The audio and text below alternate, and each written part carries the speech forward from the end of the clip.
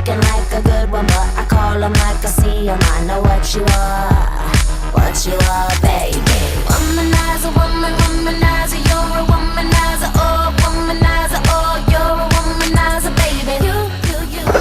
Alright, I have another art history project to do, so if you could keep your answer short and sweet, please. Thanks. Short thing, yeah. You got a Queen of Hearts, and I only play if I can keep my womanizer on. Alright, okay, fine. So who's your favorite Italian Renaissance artist? Who? Renaissance, as in the movement bridging medieval and early modern Europe in the 14th century. I still got no idea who you're talking about. Who is Renaissance? You're kidding, right? I'm not! Can you stop messing around? Just answer the question. I have to do another project. Stop laughing at me! I don't know, if you're talking about that girl I beat up yesterday, then she deserved it. Renaissance. Yeah, that was her name. Are you kidding me? Time for history lesson. Hey, will you get back? You wanna play blackjack?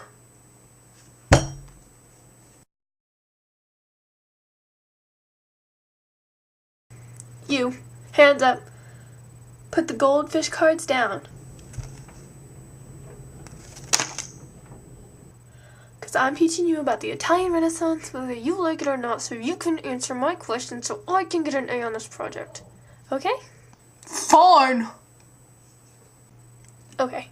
The beginning of the Renaissance in the mid-14th century was a turn from medieval values in life dominated by the church to values of philosophy and humanism. What is humanism, you ask? Ask what humanism is.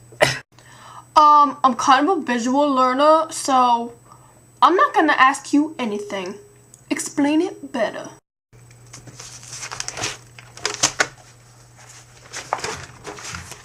Okay, so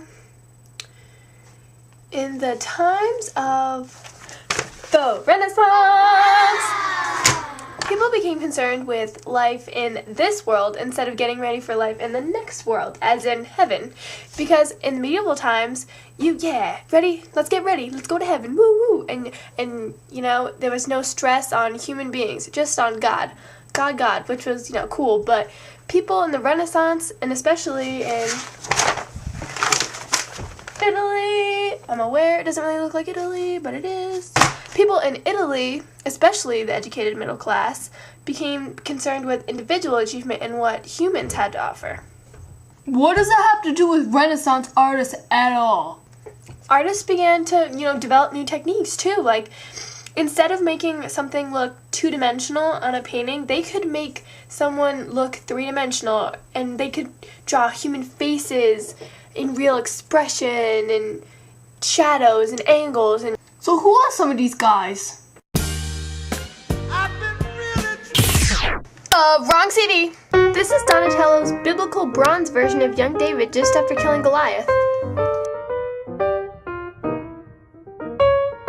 This is Michelangelo's version of the same David, but he's more godly looking and tense, ready to fight Goliath.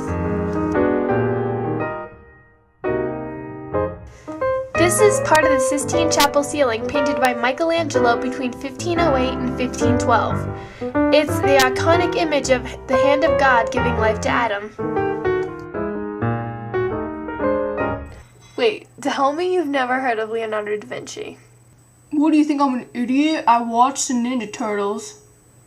And I know that he drew that naked guy.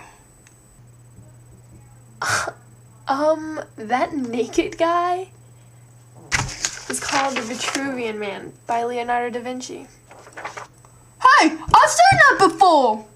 Well, no wonder you've seen it before. It's like one of his most famous works ever. And it kind of perfectly sums up what the Renaissance is all about.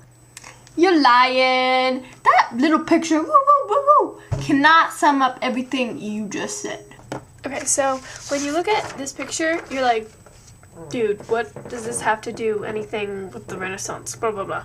But if you look at these two shapes, the circle and the square, And the circle was supposed to represent, nature, because the Italian Renaissance, there was a huge stress on nature and discovering and just drawing its beauty, and it was raw, just as the human body was raw and, beautiful. And the square represents science. And science was really the thing that sort of took people out of the dogma of, the medieval ages. And lastly, this little man represents perfect human proportion. And with the help of science, Leonardo is able to draw this guy exactly as a human form is. So we got humanism, subject of it. We got science, we got nature, we got perfect human proportion. We have everything that the Renaissance was about. He said all of that in that picture. That little picture. He said all of that. Oh my God, he's definitely my favorite Renaissance artist if he can do all that. He's all that, yeah, he's all that. Ooh. Oh my God, thank you for showing me all that, I'm so excited about it. I'm just gonna go. I'm gonna go tell other people about the Italian Renaissance. I'm gonna catch you on a flip-flop later. So can I mark you down that your favorite Renaissance artist is Leonardo? Yeah, you can. Yeah, you can. Womanizer, womanizer, womanizer. Boy, don't try to front, no, just what you are. Boy, don't try to front, no, just what you are. Okay, well, Italian people from the Renaissance. I meant Italy. Okay, cool your jets, I'm getting there. Okay, so people began... Well, some famous Italian Renaissance artists were Michelangelo and Leonardo DiCaprio. What the... Hey, I think that's not the voice I'm using.